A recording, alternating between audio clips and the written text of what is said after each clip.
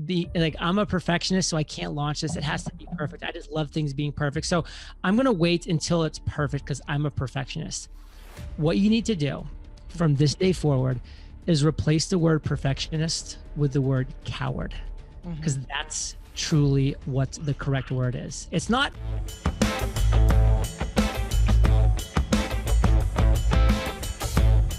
I'm so excited to have you today. We are lucky enough to have JLD in the studio. We're going to get to talk about some of the work that he's doing, as well as his new upcoming book. We're going to tell you more about that. But thank you so much for joining us on PivotMe today. Listen, April, I am fired up to be here. Thanks for having me. Absolutely. So I would love, instead of our traditional backstory, I happen to have recently watched the video. I think it was called The Journey, on kind of from corporate America to this and this moment where you're at a podcast. I would love for you to tell the story of the journey. So my journey is full of ups and downs, like most people's are, but I went to college on an Army scholarship. So post-college, I spent 8 years as an officer in the U.S. Army, did a 13-month tour of duty in Iraq, in charge of 4 tanks, 16 men, like in war. So that was pretty intense. And when I got out of the military, like I thought I was kind of like on a ship to success, but I instead had the opposite thing happen. Like I literally went through 6 years of struggle. And I mean struggle, like I struggled. Law school, dropout, corporate finance, quit, commercial real estate, residential real estate, nothing was working for me whatsoever. And that was over 6 years. So that wasn't a short time frame. Then I did do what I recommend everybody do, and it sounds like your listeners do a lot of. I started voraciously reading books. And one of those great business books had a quote from Albert Einstein, which changed my world. It was, try not to become a person of success, but rather a person of value. In April, if I was being honest with myself, I wasn't doing anything of value in the world. And I was just like, oh, like that's a thing, being a person of value. And I just committed at that moment in time that the next thing that I was going to do, I did not know what that looked like, but whatever it was, it would be value first. And that turned in 3 months later to launching the first daily podcast, interviewing entrepreneurs on fire.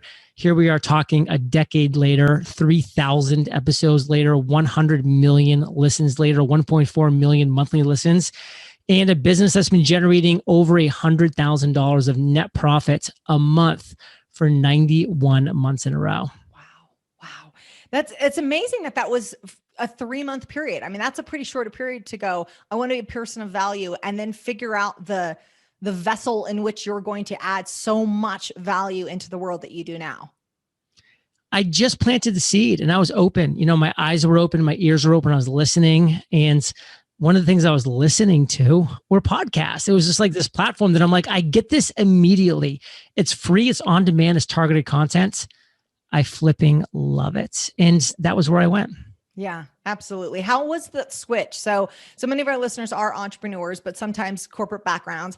How was that switch? I mean, I know you said 6 years of struggle, but it sounds like there was some success in there too, to go from, okay, I'm a W-2 earner to, well, I'm just going to go start this podcast. What mindset shift had to happen? And were the people around you supportive of that change? So to answer your last question first, no, nobody was supportive. Nobody had ever heard of a podcast. Nobody knew what I was doing. They thought I was, throwing my life away. Like they're like, go back to law school, go back to corporate finance. Like that's where the money and the success and the fame is. Mm-hmm.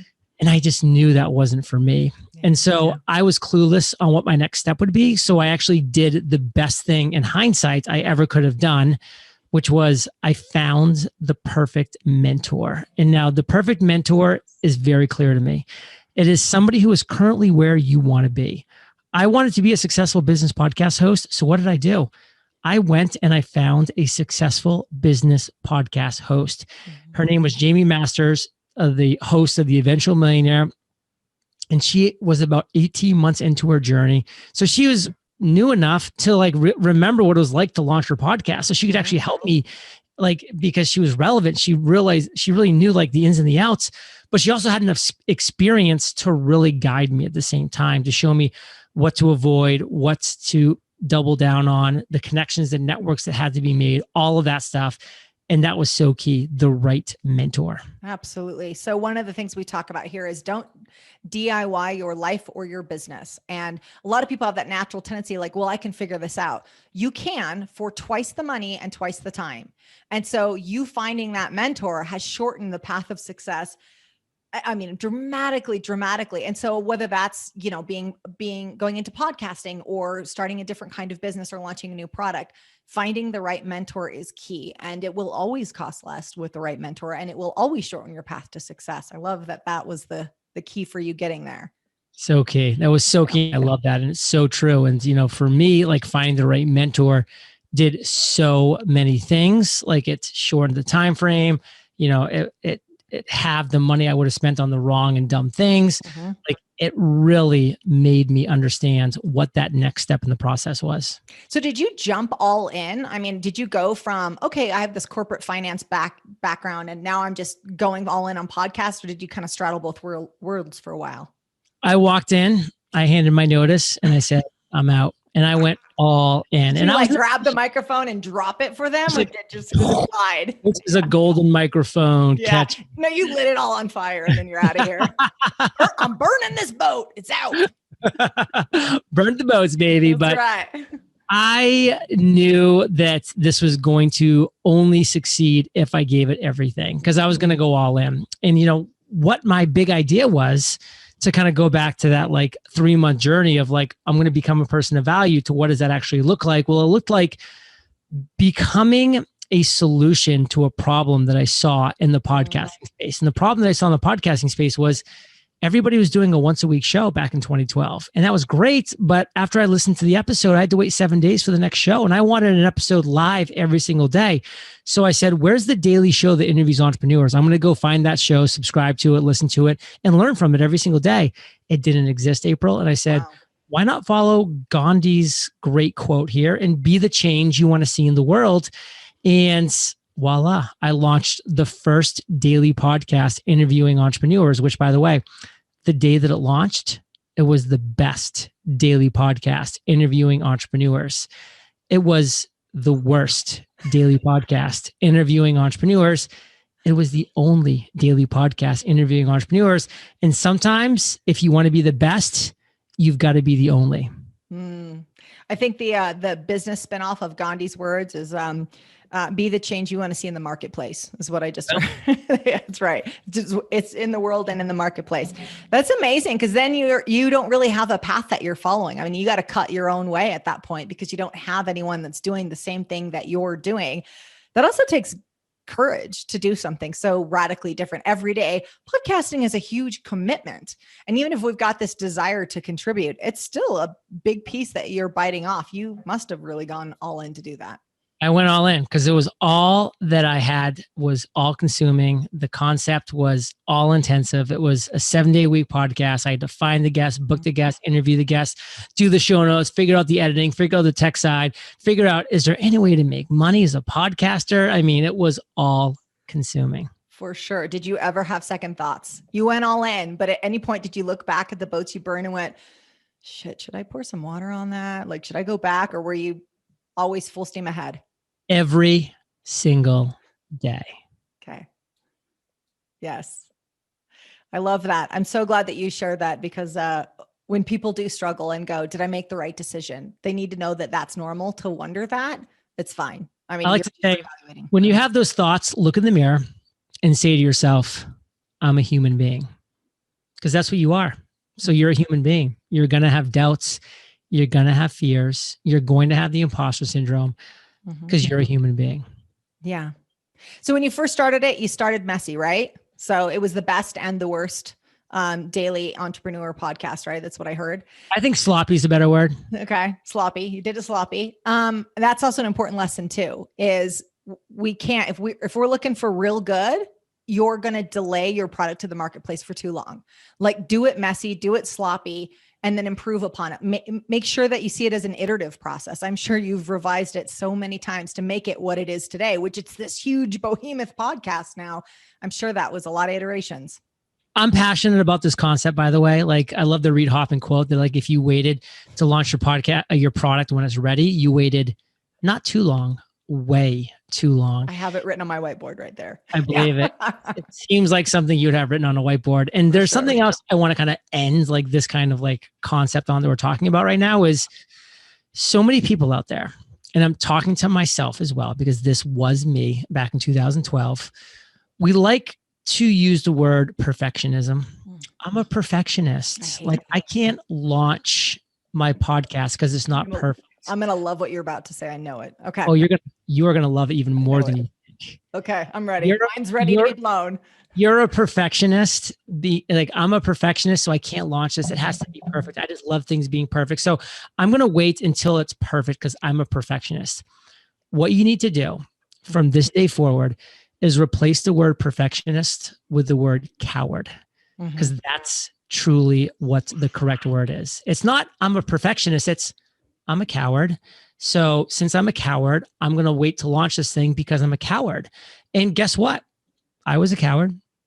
It is a human trait to be scared, to be fearful, to be doubtful, to in certain situations be a coward, because it's scary to put your art, to put yourself, your heart, your soul out into the world, because it is going to get trampled on. It is going to get messy, because that's what happens in the real world. But don't use the word that you're a perfectionist, because that's just you trying to like humble brag your way through this thing. You are a coward if you're using the word perfectionism or that you're a perfectionist. And again, I'm not trying to offend you. I'm just telling you the truth. I was a coward. I delayed my podcast for 1 month because I used the word perfectionism when I should have been using the word coward. And I wish somebody had told me that back then, because I do not want to be called a coward. And it probably would have helped me, because I could say, oh, I'm just a perfectionist because I think that that's, okay, as long as I'm a perfectionist. So you're not a perfectionist. You're a coward. Get it out now. I love it. It's so true. The other thing is when I hear perfectionist, and I've kind of got a thing about labels anyhow, I'm not a fan of them. Same thing with when people say I'm an introvert, because it's followed with, and that's why I insert excuse, right? And so I love this. The second someone tells me they're a perfectionist or an introvert, I had a long career in sales too. And so I would help people with sales and negotiation, and people would say, well, I'm introverted. So, and I'm like, whatever you're about to say is a BS story that you've crafted because you've put this label on. Stop trying to live into your label, because at any point you can change that. So I love what you just said about perfectionism, and we're delaying it. We're delaying the greatness, the things that we could put out in the world. People are literally Googling for what's on the inside of your head. And every day you delay it, you're robbing them of that. I love this. They are not funny. I love it too, by the way. Oh, good. Okay. There's so many questions. I want to make sure we use our time wisely, because there's so many questions I want to ask you about that. But talk to me about one of the concepts you talk about is why entrepreneurs are failing at such a high rate. I'd love to hear you speak about that. Because they see what you're doing, April, and they're like, wow, that's successful. They're seeing what I'm doing. They're like, oh, wow, that's success. And they're seeing what entrepreneur X, Y, and Z is doing. And they're saying, I want that success. So they are becoming a pale, weak imitation of those people who they think have the success that they want. And I've got a newsflash for you. Like, people do not want a pale, weak imitation of somebody else. They want the best version of that individual who is doing it and crushing it. So let that person continue to do their thing. And they do want you, but what they want is not you being a weak, pale imitation of somebody else. What they want is you uncovering and identifying your personal, unique, special snowflake of a big idea that you have inside of you, and understanding how to turn that big idea that's yours, that's not April's, that's not mine, that's not somebody else's, your big idea, how to turn it into an opportunity that allows you to wake up every single day and live in your zone of fire. Because what we need more of is people living every single day within their zone of fire. And what we need less of is people waking up as pale, weak imitations of other successful entrepreneurs, or people waking up every day doing things that they dislike, or they're unfulfilled by, or they're just disappointed about because they know they can be doing better in this world. So that's why so many entrepreneurs are struggling right now. And that's such a great pain when you're doing something that you're like, yeah, this isn't my thing. This isn't my calling. I know I was supposed to be doing something else. I read a story recently about a guy that became a lawyer, and he was 8 years in school and law school and all this debt. And he said 1 year, and I knew I hated it. I knew I didn't want to be a lawyer. And everybody said, you've got tons of debt. You just went through 8 years of schooling. They talked him out of quitting. He was a lawyer for 50 years. And he said, and to think, he said, I could have only hated it for 1 year. But instead I hated it for 50 years. And man, if that ain't some career advice, I don't know what is. It's powerful. So that's called the sunk cost fallacy that is so prevalent in this world. Yes. So many people have spent one semester in law school and then dedicated a miserable 50 years of their life to it because of one semester. You know, you were 22 years old when you decided to go to law school because you thought it sounded cool, and you're going to literally enslave yourself to a career that you hate for the next 50 years as a result. Like, every day is a day you have a chance to say, I didn't like yesterday. I'm not liking today so far, but I can love tomorrow, and it's my choice. Yeah. Whatever you did up until this point, it doesn't matter. It doesn't matter who you are. I don't care what your favorite color was. I don't care what you went to school for. Ultimately, it's on you. If you're happy, if you're satisfied, fulfilled, that's a one-person job, and it's you. And I don't care what your degree is. Mine's in chemistry. I mean, look, clearly I'm doing chemistry now. I want us to talk. I know. I want us to talk. I really don't care that you think you're an introvert. I want to make that clear as well. Yeah, that too. I was like, oh, it's just a story. So let's talk about this book. I want to hear about the common path to uncommon success. Super excited. It's coming out, right? It's not actually out. You're pre-ordering, right? So this book becomes available March 23rd. Okay. And it's a culmination, April, of those 3,000 interviews I've done over the past decade with the world's most successful entrepreneurs. Like, this is not John's common path or like a common path. This is a culmination of 3,000 successful entrepreneurs I've interviewed over the past decade. It's their genius, it's their knowledge. And what I did was boil down what I saw as the commonalities that entrepreneurs who are successful share with each other. Mm-hmm. And it came down to 17 core foundational principles. I took those 17 core foundational principles, put them in a chronological order, and I put it into a 17-step revolutionary roadmap that I am positive will get you to financial freedom and fulfillment if you follow it. Now, did I say it's going to get you to millions of dollars? I did not say that. Like, for some people, it might. But financial freedom, we could have a whole other episode about that. Mm-hmm. I have a friend in Bozeman, Montana right now, makes $47,000 a year, wakes up every single morning, lives way below his means, goes hunting, goes fishing, works on his craft for a couple hours, and is so happy and so fulfilled and financially free because he's figured out his version of financial freedom. And that's what I want people, again, to kind of, just like I said, don't be a weak, pale imitation of someone else. Like, don't look at somebody else's version of success and say, like, I need that. Like, listen, I'm not going to lie. I love making a lot of money. I've been making over $100,000 net profit for 91 months in a row. I've published every income report online because making money is important. I can write big, fat checks to causes that I love. I can, buy my beautiful dream home on the Caribbean that I live in right now. I can take trips. I can help family. I can do so many amazing things because of that. But I've identified what enough is for me at the same time. And I'm a 3-person team. Like, this is it. Like, I could 10x my revenue right now if I 20x my expenses and 20x the size of my team and 20x the amount of time that I work. I work 5 days per month. 5 days per month. I work really hard those 5 days. Let me be very clear. Really hard those 5 days. But the other 25 days per month, man, I am in cruise control. I'm doing other things that I'm interested in. And by the way, that wasn't the beginning part of my journey. That wasn't season 1 of Entrepreneurs on Fire. That was 60 hours a week. That was 7 days a week. That was season 1. Season 2, maybe I ramped it back to 50 hours a week, 7 days a week. Season 3, a little bit more. Now I'm in my 10th year of running this business. And I've really said, I'm now going to take a step back. And by the way, next year, I might ramp things back up if the right opportunity comes. I feel like I'm a springed coil ready to pounce at the right opportunity. It's just going to be the right opportunity for me. I love it. So I want to ask about the roadmap real quick, but first I want to point out what you're describing is freedom. And that's really the desire. It's freedom. It's freedom to do what you want, when you want, to donate to the causes that you want.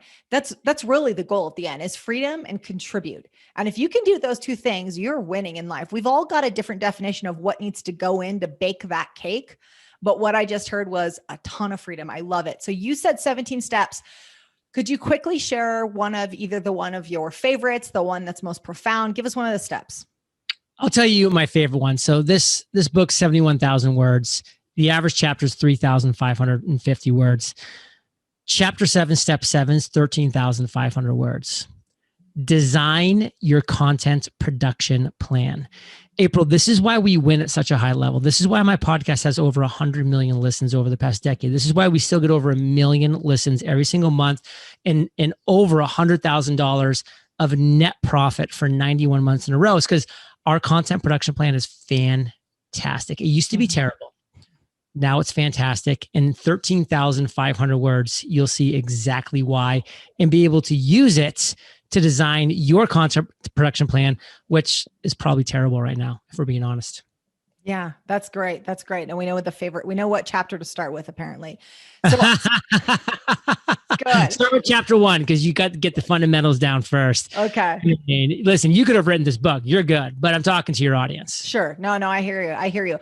So we've got a short period of time, so I want to ask a couple more questions. But first, where do people connect with you? Where's the best place to get more of you? Well, I want to just first, direct people to this book, because this is really where all our focus is. So if you want to check out the 5 bonuses of this book, which are insane, and they disappear on March 23rd. So pre-order bonuses only. The 5 endorsements we have from Erica Mandy, Dory Clark, Seth Godin, Gary Vaynerchuk, Neil Patel. The first chapter there is as well, plus a video of me jumping in the pool and then telling you all about my book. It's pretty funny video. UncommonSuccessBook.com. UncommonSuccessBook.com. That's where you can find all the details and pre-order the book. And, honestly, Entrepreneurs on Fire. That's my podcast. If you want to give it a listen, it's a great show. Yeah. I suspect a lot of our listeners are also listeners. I feel like our Venn diagram overlaps. Well, I will tell you, the average podcast listener listens to 7 podcasts. So I think you're probably right. Ooh, I like those odds. Yeah. So what's next for you? So you've done quite a bit of things. We've got this book, which we all need to go. We're going to put the link in the show notes. Be sure to get it. Definitely get it early so you get those 5 bonuses. But what is next on the docket for you? It's a great question. What's next for me is promoting this book. I wrote the book. That was what was happening. Now I'm in full, serious, 100% laser focused promotion mode. Yeah. And it's going to happen for all of 2021. Now in 2022, at some point when I decide, okay, that promotional period's over, because again, this is a decade of my life. I don't write a book every couple of years. This is the one book I've written. This is my first traditionally published book, and it may be my last. This is 10 years of my life. I'm going to promote the crap out of it, because this is the problem. Most people make something great and then they tell a couple people about it and then they go on to the next project. No, this is the project, promoting this book until I deem it not promotable anymore. And then I will go to my audience and I'll say, Fire Nation, what are you struggling with right now? They'll tell me their problems, their pain points, their struggles, and I'll listen and I'll collaborate and collate all of their answers. And then I'll decide what I am going to solve for their problems next. It's a great way to do it. Just asking your audience or your clients what they need. It's so simple. Just ask them what their problem is so you can solve it for them and then hand it right back to them. If you're looking for even more ways to level up your business and your life, we have set up the next video for you. I'll see you over there.